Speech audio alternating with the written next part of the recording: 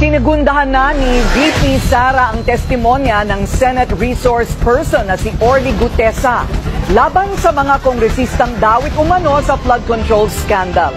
Pero may dagdag na aligasyon ng vice laban kay late Representative Martin Romualdez. Ang detalye sa agenda report ni Dexter Ganibe ng Abante.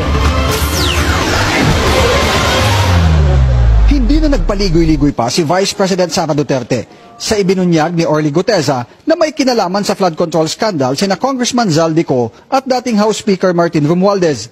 Sa press conference niya sa Senado matapos ang pagdinig sa budget ng OVP, sinabi ng Vice Presidente na matagal na niyang alam ito.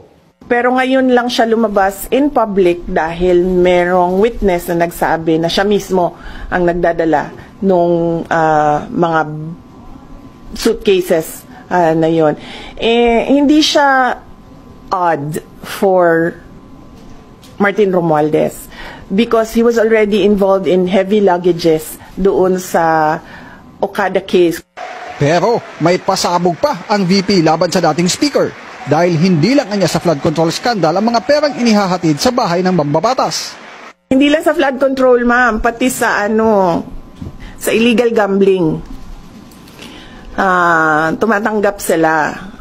So, si Martin Romualdez.